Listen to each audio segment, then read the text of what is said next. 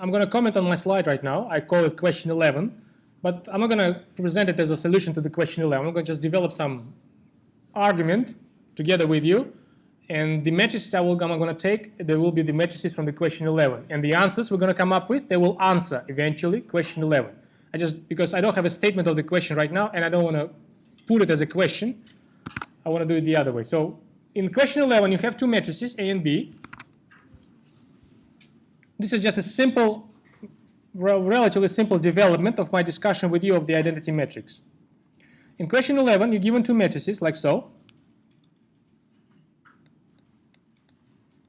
And the question says, can I find what they call a column vector?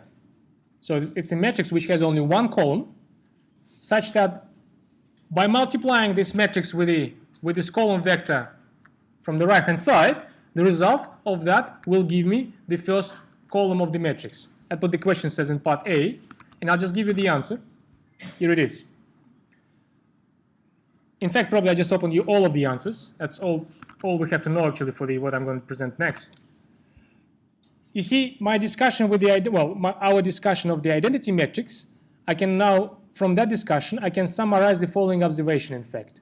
If I use these special vectors, which we know it's a orths, it's a basis of my three-dimensional space, the vectors which has one in the first position and the rest in the other positions, or one in the second position and the rest in the other positions, or the last one, E3 vector. We even have a special names for this vector. This is E1, this is E2, and this is E3. If you convert, before we were looking at them as vectors, but if you now think of these vectors as matrices, as column matrices or column vectors, it's a nice terminology, then the action of these matrices via multiplication on the other matrices will be just cutting out the columns. So this process of taking the column from the matrix and doing something with it, we can now formalize this action as algebraic operation. This formalization, simply you multiply your A by the E1 vector from the right. Look at this. If I multiply my A by this column, it will be the first column of my A matrix. Here it is. Again, you can double check that.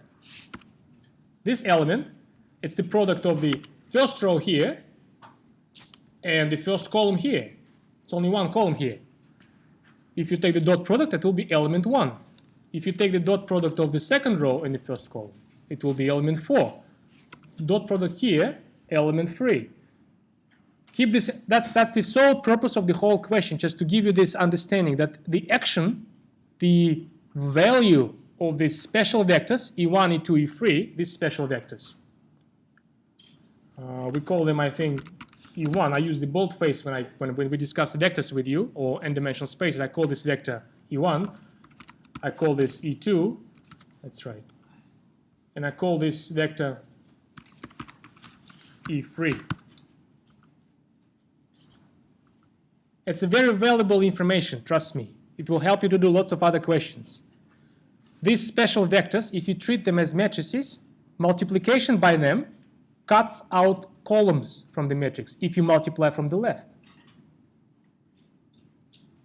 E1 cuts the first column, E2 cuts the second column, E3 cuts the third one, E4 will cut the fourth column, and so on. Now, what happens if you multiply by these vectors from the left-hand side? That will be cutting out the rows. Look at this. If I multiply, now when I say multiply by the vector, if you now change your view on the vectors, if you now consider row vectors rather than the column vectors, look at this. Here's my matrix B.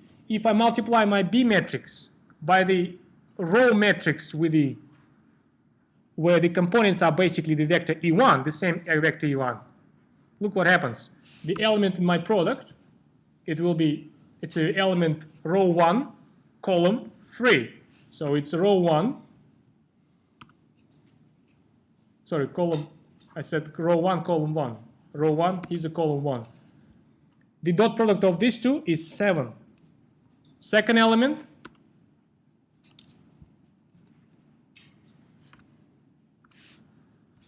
Second element is a dot product of the first row of the first factor and the second row of the second factor. Dot product gives me 0. This is 0. and so on. And the same happens with the other two. The product of my B matrix, this B matrix, with the matrix crafted basing on the E2 vector, will give you second row in the B matrix, and the third one as well.